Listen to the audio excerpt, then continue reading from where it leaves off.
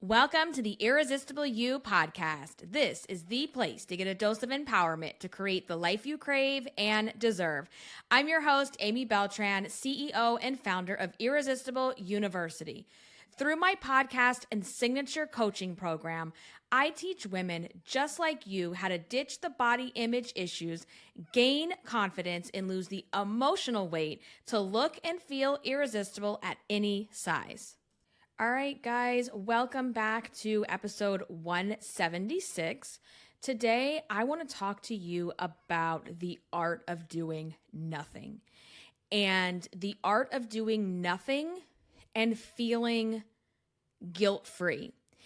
Doing nothing and feeling good about it. Okay, so I'm going to share with you what's been going on. So for Christmas, my husband, which is like the best gift ever, because I'm one of those people, like, we've been together almost 17 years. There's nothing else you can, like, we have everything. Like, if I want something in the middle of the year, I'll just go buy it myself. Like, I don't want to accumulate more stuff. And so for me, the gifting of experiences is everything, whether it's, vacation, a hotel stay, a pedicure, a spa treatment, those kinds of things. And so for Christmas, he gifted me a stay at the oceanfront. So I live in Virginia Beach. We have access to this amazing boardwalk with the ocean and lots of hotels. And he's like,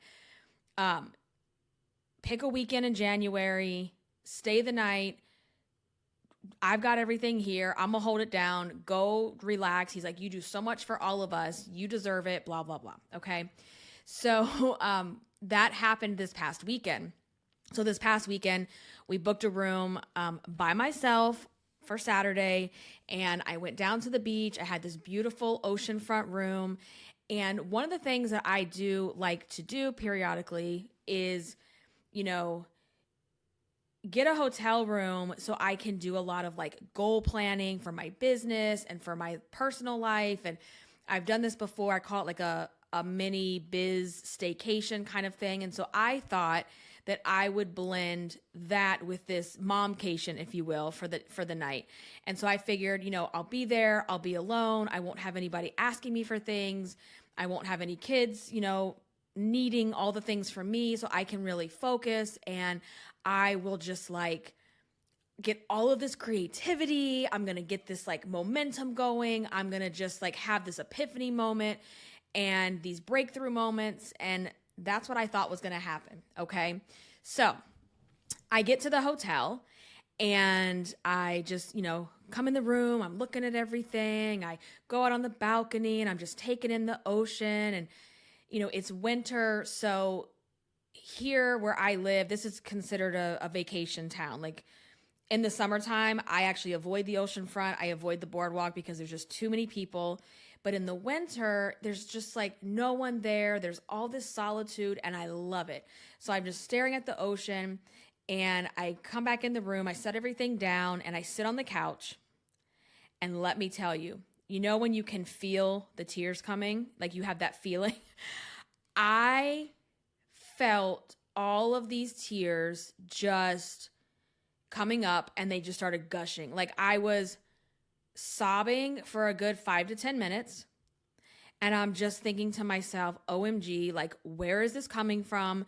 I have this beautiful room. I have this beautiful like time alone. What is going on? And I didn't allow myself to stay in judgment. I just allowed myself to feel what I needed to feel. I let it all out. I got all the tears out. And then I'm like, okay, what is this, right? And my interpretation of that is this moment is the first time in at least, I want to say, I was saying like a year and a half, but honestly, I feel like this is probably the first time since 2020, when the world decided to shut down and I got pregnant, that I actually have had true alone time, where it's not in my car. I'm not running between meetings. I'm not running to pick up kids. I'm not like going to Walmart or Target to get groceries by myself, or, it was truly like that moment where I felt like my body could exhale. And that's exactly what it was. It was like the first moment in almost 3 years. And really that first moment in about a year and a half from when Catalina was diagnosed with diabetes that I wasn't with her. So I have not been away from her since June 2021. Ever since she was diagnosed, I have not been away one night. I have not had that. I just haven't. So to know that I am not in charge tonight. I am going to do my best to not look at the blood sugars. I'm going to do my best to not text Frank every time I probably still see it going high or low. He has it. He's capable. He knows what to do. You need to relax. So it was like this moment of just exhaling and knowing that it's been a long time, and it's been a lot, and I can let my guard down, and I haven't felt like I can do that in a very long time. And I know I've shared throughout different podcast episodes, just operating from this place of extreme hypervigilance. And it has had my nervous system in overdrive for a long time. So I let myself just do that. And, guys, I brought my laptop, I brought my big Post-it notes, I brought my notebook, I brought all the things I needed to do this kick-ass business planning, goal setting type of session alone. Well, I have to tell you, I never once opened that laptop. I never once took a pen out and wrote in my notebook. I never once had any type of breakthrough moments of oh yeah, we got to work on this, we got to work on that. Here's what I did. I allowed myself to feel and experience doing nothing. And that is a big deal for me because I always feel like I have to be doing something.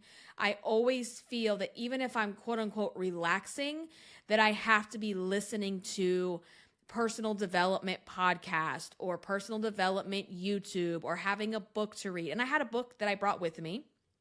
I think I read one page of it. And it's really hard for me to sit in the doing of nothing and not feel bad or guilty about it. I'm like, oh my God, all this money on this hotel room and I'm not going to work. What is wrong? No, we're not doing that.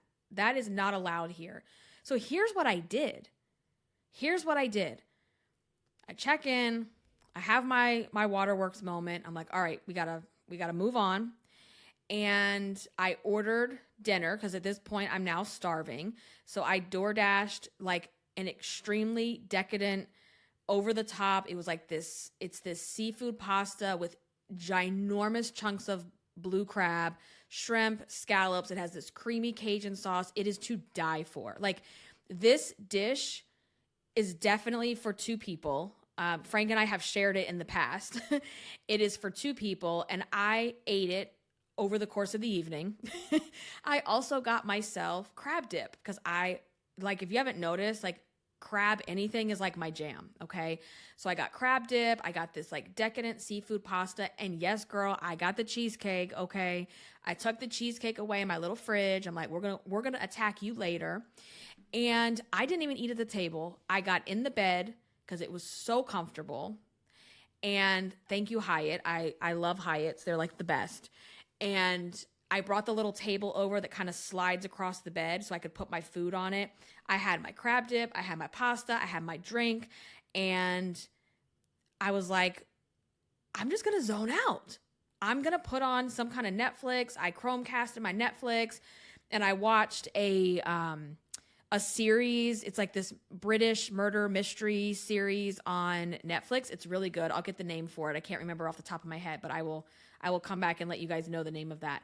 So I just decided this is what you need right now.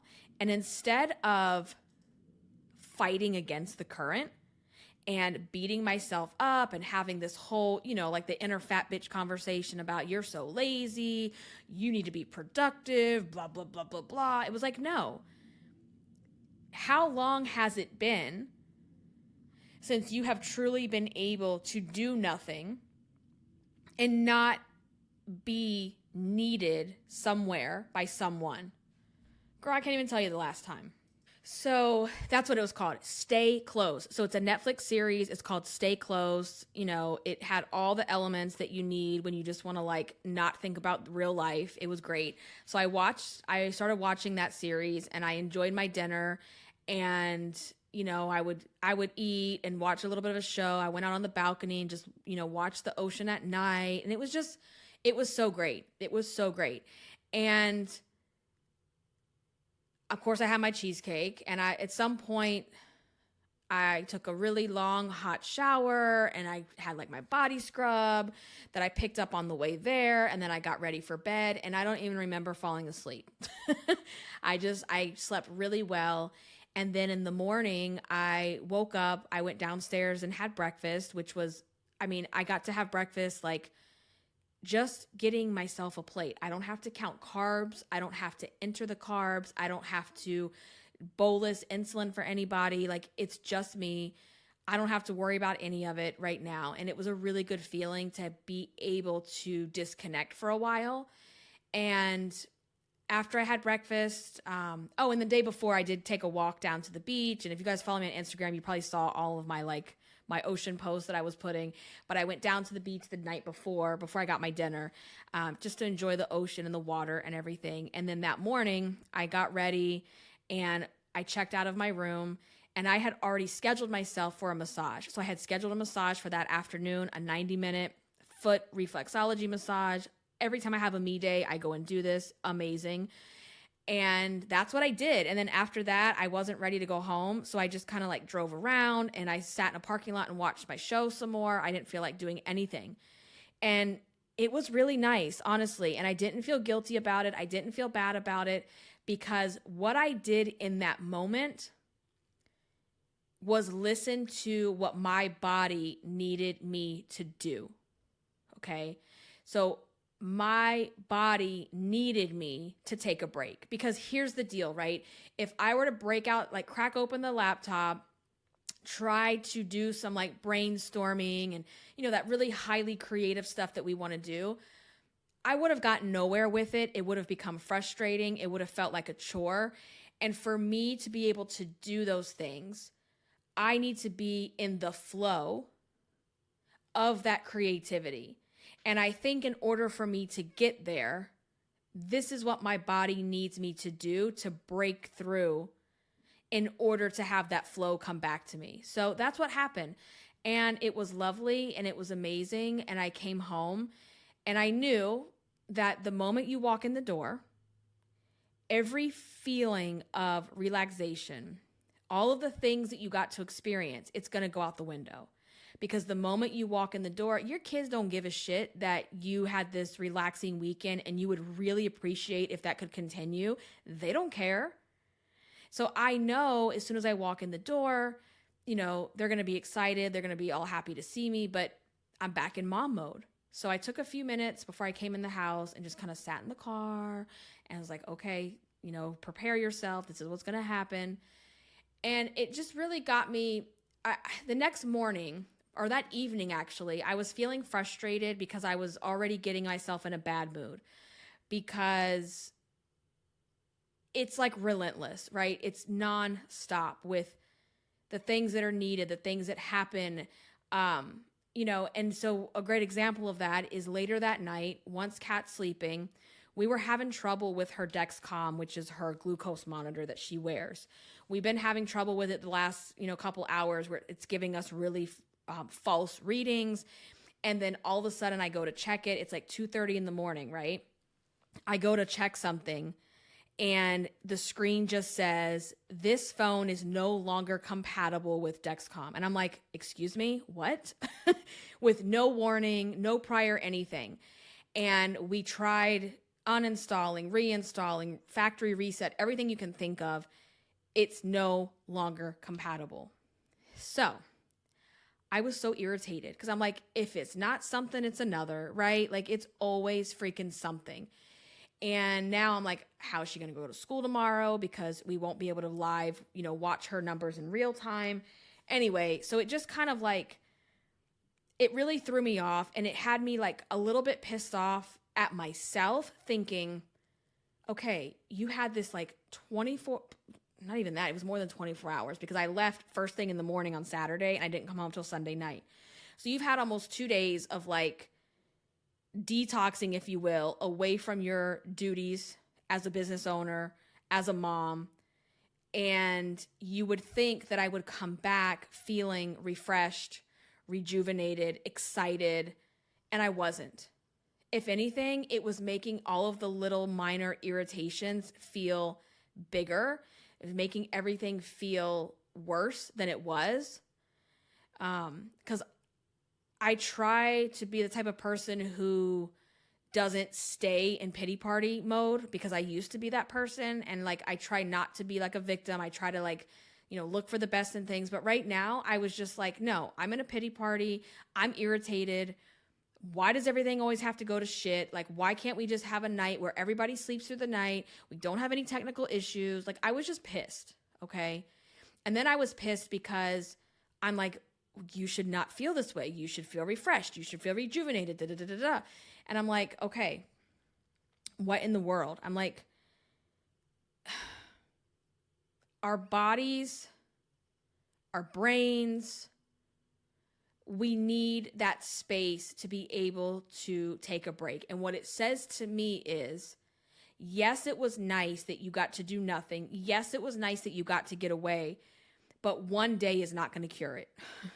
Because it's been so long in the making of living in hypervigilance. And,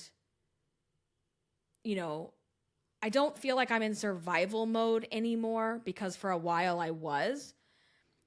But living in that hypervigilant state with your nervous system just constantly like your ear is always on the listen for someone screaming, someone falling, someone needs this. Like, I even had this moment when I first got there and I went in the bathroom and I'm like sitting in the bathroom going pee and I hear like footsteps or something out in the hallway. And all of a sudden I got that like that mom, like, oh my God, I got to hurry up. I got to go. And I'm like, whoa, no, not today, boo. Whoever that is, they're not yours. Whoever that is running around, they're not your problem. But it puts you in that mode. And it's like, what it taught me was that while yes, this was a nice little getaway, you're not doing it enough. You're not doing enough for yourself, by yourself, and it is absolutely critical to your well-being, to your health, your mental, emotional, physical, spiritual health, for you to be able to do this more often and not feel bad about it, right? Like, we told Kat even like, mommy's, daddy was like, she worked really hard. Mommy deserves some time off. So like, this is what she's going to be doing. Like, even teaching the kids, like, we need to do self-care. Self-care is very important. So it got me thinking about you guys and like how to bring this all back around, that I know a lot of you are frazzled. I know a lot of you are, your cup is spilling over. You're burning it at both ends and you don't have much else left to give. And if you don't give anything to yourself, you're going to be in trouble. You are going to have a breakdown. You are going to have complete and utter burnout. And we can't afford to do that. So we oftentimes don't allow ourselves the art of doing nothing because we feel guilty. We think, well, I have this extra hour or I have this extra day. I need to fill it with something productive, right? I need to fill it with reorganizing the pantry. I need to fill it with running errands. I need to fill it. Meanwhile, you're taking and taking away from you and what you need. So oddly enough, this was so ironic. As I'm on this little, mom staycation, if you will, I see this Instagram post where this lady, her name is Dr. Caroline Leaf. She is a neuroscientist, mental health and mind expert, best-selling author, researcher, activist, mother. And she's at Dr. Caroline Leaf on Instagram. I literally, like, this pops up, I see it, and I'm like, oh my gosh, this is it. This is it. So she has this post, And it says, instead of I did nothing today, and then it has 10 things that you did. And so it's like reframing, telling yourself, I'm lazy, I didn't get anything accomplished, da, da, da, da, da.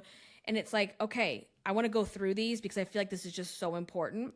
So number 1, I chose to prioritize rest and relaxation. And I was like, yes, ding, ding, ding. Yes, that is exactly what I did. I chose, because it was a conscious decision for me, because I said, no, this is what we're doing. We're not going to force the work stuff. We're going to actually prioritize resting and relaxation, because how often do you truly get to do that? You know what I mean? Like before you're like, oh, I have an hour before the kids are going to wake up, or I have an hour before I have to go to drop off, or I have an hour before work is over. It's like, no, I'm going to prioritize resting and relaxation. And that's why I keep saying the art of doing nothing, because it's like, if you don't prioritize rest and relaxation into your life, you're going to break down. You are going to shut down. It's going to happen sooner than later. Number 2, instead of I did nothing, I listened to my body.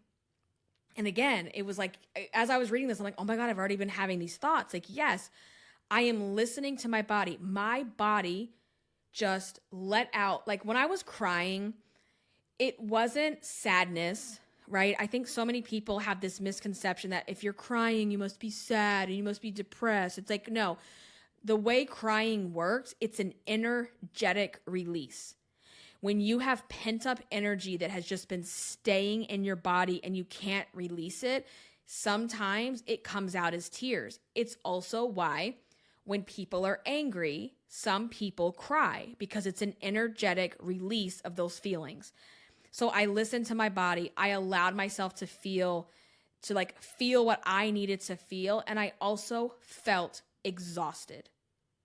And I'm not talking like I missed a night of rest, or Javi had me up all night. I'm not talking about that.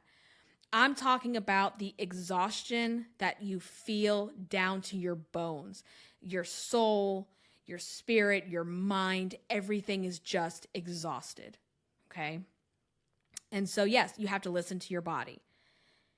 Number 3, it says, enjoyed quiet moments to recharge your brain. That is exactly what I went to do. I went to be in the quiet, to recharge my brain. And in this particular instance, this is how I needed to recharge my brain. Where in the past, most cases, it's like we're listening to all the personal development, the motivation, the inspiration. I just couldn't even go there, you guys. I just couldn't go there right now. And being around the ocean and the beach, it is therapeutic to me. I've grown up around the beach my entire life. So being around waves and the water and just being able to hear that from my room was everything. It says daydreamed and had thinker moments. Yeah, for sure. Like, especially when you're a mom, you don't have a lot of brain space to daydream. I always say the white space is like filled in because you don't have the margins on your notebook, right? You don't have that white space to really daydream and think. And when things get quiet, when you're not needed, and here's the other kicker, and this is the hard thing for me. When you allow someone else to take care of you, it gives you that space. And I have a really hard time allowing someone to take care of me. And even the room for a while, it's like, no, you shouldn't do this. Like, it's going to be too much money. Don't worry about it. And I'm like, no, you're going to allow your husband to take care of you in this way. Because I'm very much need to be in control. I'm a very independent person. I'm an Enneagram type 8. And feeling out of control is like my unsafe place, okay? So allowing someone to take care of you in that way. Number 5, nourished yourself. Oh yeah, girl, we nourished myself. I nourished myself on some seafood pasta, some cheesecake, some chocolate covered almonds, okay? And here's the thing. I could sit there and call that a binge, But here's how I see a binge. A binge to me is you feel guilty. You feel it's like premeditated in a way. You feel guilt about it. You eat until you feel like you're going to vomit, until your stomach hurts. And for me, this was not a binge. Was it a lot of food and a lot more things that I normally would not eat in a regular day? Yes. So I consider that, a treat, a little bit of decadence, a little bit of luxe. And I told you guys, one of my words this year, what is it? It's luxe, right? That's one of my words that I'm living by.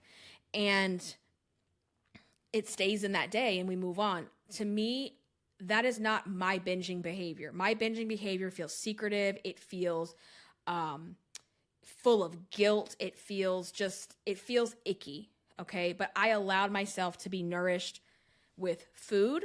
I allowed myself to be nourished with, the way that I took care of myself, the way that I just allowed myself to be myself, okay? And that I didn't have to find value or worth in my productivity. Number 6, instead of I did nothing, you recovered. Hell yeah, I recovered. And like I said, I think I need more recovery because I don't feel like I came back fully recovered because this is the first time in how many years, like I need to do this more often. And that was my breakthrough. That's my takeaway. So you allowed yourself to recover, right? I caught up on needed sleep. Yes, we need to catch up on our sleep. Number 8 says, I had fun and I enjoyed the present. Yeah, like I enjoyed just being in that moment. I tried really hard with the tech. Like if I saw the blood sugars, I tried really hard to like let it go because I'm like, Frank's on top of it. And it was funny because there was one point where her sugar was starting to drop and he texted me and he's like, I already gave her a juice. Relax. Like talk about knowing each other, right? So just having fun and enjoying the present moment without worrying about what everybody else needs and wants. Number 9, prioritize your mental health. Absolutely. I mean, any of these trips, mom-cation, biz-cation, whatever you want to call them, I call it, a staycation. The whole purpose is because you have decided to prioritize your mental health. Because if you don't prioritize your mental health, again, you're going to burn out and you're going to find yourself, quite honestly, you can find yourself in the hospital sick because it will literally run you into the ground otherwise. And number 10, this is so big for me. She put, instead of I did nothing today, you found worth outside of work and busyness. How many times do you base your self-worth on your busyness? Do you base your self-worth on your production, your productivity, your status as an employee or a business owner? Or the number of dollars in your bank account? How many times do we do that? And so I think, we do nothing and we feel like, oh, we're losers, we're worthless. No, it's the opposite. The art of doing nothing is knowing that you have worth by just being who you are, that you have worth outside of who you are as a mom, as a teacher, as a employee, as a spouse, right? You have worth just being who you are.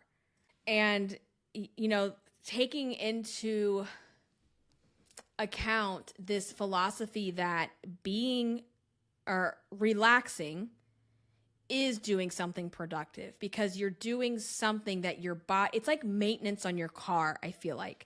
It's like if you don't take your car in for oil changes, what's going to happen? Ask me how I know. Eventually, your car is going to blow up on the side of the interstate and you're going to have to get towed home and your car is going to now be useless. Ask me how my 20-year-old self knows about that because, yeah, it happened to me. I just never got oil changes on my car, even though my dad was like, oil change. It's like, yeah, okay, sure. Because, you're 20 years old, you know everything. So it's like, if you think about the fact, if you don't think about these relaxation trips, or it doesn't even have to be a trip, you guys, like taking time to rejuvenate and to relax. If you don't take them, think of it like an oil change. If you don't take them, eventually you're going to burn and you're not going to be able to do anything. So we have to figure out how to build this into our life. And again, it doesn't just have to be a hotel stay. Highly recommend it. I think it's amazing. I think every woman should be doing this quarterly, every 6 months, even once a year. I think everybody needs to be doing this. However, if you can't do that, how else do you build it into your life? You know, and not just every 6 months or every 3 years, right? Or every year. We need to build this in on a daily basis. We need to prioritize ourselves, knowing that when we do that, because think about the car metaphor, right? If I don't service my car and have the oil changed and stay on top of the maintenance, well, now I can't take anyone in the car with me because I won't have a car. So it's the same thing. If you are responsible for taking care of other people, it's so cliche, but it's so true. If you can't take care of yourself, you're not doing well for anyone else. You can't take them along with you if you're not taking care of yourself. So I just wanted to share my experience and how much that helps to literally allow yourself to do nothing. And I think that's the biggest thing that, you know, this big takeaway here is you have to do it without the shame and without the judgment, and knowing it is perfectly okay to do nothing. It's okay. We don't have to be productive. We don't have to, you know, have a day off and accomplish a whole list of things. We don't always have to do that. And I want you to be able to give yourself permission that that's okay. It's okay to do nothing. It's okay to be, you know, you're not being selfish by putting yourself first and taking care of you. You know what I mean? Like, so anyway, I hope this is helpful to you guys, and I hope you're going to be able to schedule a day off for yourself, whether it's a day off, whether it's an overnight, whether it's a, you know, and like, I think Frank, oh yeah, he's like, oh yeah, you could call one of your friends or whatever and go out to eat or go to the bar. I'm like, like, sorry, but no, I don't want anyone in my space right now. Sorry, not sorry. Like, I don't want to socialize with anyone. I want to be alone. I want to hear myself. I don't want to distract with going out with other people and, you know, partying or going out to dinner or drink. I don't want to do any of that stuff. I just want to be with me. You know, and the other thing about that is a lot of you are afraid to do that. So many people are terrified to be alone with themselves, to hear the thoughts. So here's what I would encourage you to do. If you have one of these days, don't run away from the inner conversation. Listen to it. Observe it. And then make some decisions based on it. But don't judge yourself and don't run away from it. Just don't do that. So anyway, that's it, guys. So I can't think of anything else to share with you. I think that's it. I think that wraps it up. So I hope this is helpful. We can continue speaking and having the conversation over in the free Facebook group, or you can follow me on Instagram. If this episode or any episode in the Irresistible You podcast has been helpful to you or has changed your life in any way, please let me know that by leaving a rating and review over on Apple Podcasts. It means so much to me, and it also allows other women to find the podcast and locate our little community. So on that note, I will catch you in the next episode. Until then, stay irresistible. Bye, guys.